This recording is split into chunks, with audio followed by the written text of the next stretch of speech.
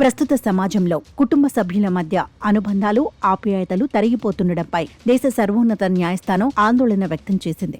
ప్రపంచమంతా కలిసి ఉండాలనే వసుదైవ కుటుంబం సూత్రాన్ని భారతీయులు గాఢంగా విశ్వసిస్తారని, కానీ రక్త సంబంధీకులందరూ సఖ్యతతో ఐక్యంగా ఉండడంలో మాత్రం విఫలమవుతున్నారని సుప్రీంకోర్టు వ్యాఖ్యానించింది. తన ఇంటి నుంచి పెద్ద కుమారుణ్ణి ఖాళీ చేయించాలని కోరుతూ ఓ తల్లి దాఖలు చేసిన పిటిషన్పై తీర్పు వెలువరిస్తూ justice Pankaj Mittal, justice SVN భట్లతో కూడిన ధర్మాసనం ఈ వ్యాఖ్యలు చేసింది. అయితే కల్లూమాల్ సమతోలదేవి దంపతులకు 3 కుమార్లు, 2 కుమార్తెలు కాగా కుమార్లతో తల్లిదండ్రులకు సత్సంబంధాలు లేవు. తన అనారోగ్యాన్ని ఆసరాగా చేసుకుని తాను నిర్వహించే దుకాణాన్ని పెద్ద కుమారుడు స్వాధీనం చేసుకున్నాడని, స్వార్జితమైన ఇంటిని విక్రయించాలని ఒత్తిడి చేస్తున్నాడని పిటిషనర్ ఆరోపించారు.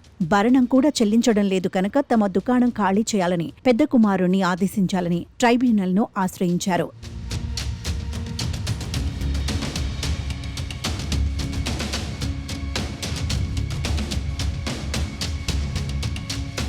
ఈ క్రమంలోనే పిటిషన్పై విచారణ చేపట్టిన సుప్రీంకోర్టు ధర్మాసనం కుటుంబ సభ్యుల మధ్య అనుబంధాలు, ఆప్యాయతలు తరిగిపోతుండటంపై ఆందోళన వ్యక్తం చేసింది. అయితే ఈ కేసు కుటుంబ అపిలేట్ ట్రైబ్యునల్ను దాటి అలహాబాద్ హైకోర్టుకు, చివరిగా సర్వోన్నత న్యాయస్థానానికి చేరింది. కుమారుడికి కూడా ఆస్తిలో భాగముంటుందని, దుకాణాన్ని అతను ఖాళీ చేయాల్సిన అవసరం లేదని మొదట అలహాబాద్ హైకోర్టు తీర్పు వెలువరించింది. ఈ క్రమంలోనే హైకోర్టు తీర్పును సవాల్ చేస్తూ తల్లిదండ్రులు సుప్రీంకోర్టులో పిటిషన్ దాఖలు చేశారు. మరోవైపు భావ ప్రకటన స్వేచ్ఛ ప్రజాస్వామ్య వ్యవస్థలో అంతర్భాగమని, దాన్ని రక్షించటం న్యాయస్థానాల బాధ్యత అని సుప్రీంకోర్టు స్పష్టం చేసింది. ఓ వ్యక్తి అభిప్రాయాలను ఎక్కువ మంది వ్యతిరేకించినా సరే ఆ వ్యక్తి భావ ప్రకటన హక్కును తప్పనిసరిగా గౌరవించాల్సిందేనని సుప్రీంకోర్టు ధర్మాసనం వెల్లడించింది. వాక్ స్వాతంత్ర్యం అనేది ప్రజాస్వామ్య వ్యవస్థలో అంతర్భాగమని, దాన్ని రక్షించటం కోర్టుల విధి అని పేర్కొంది.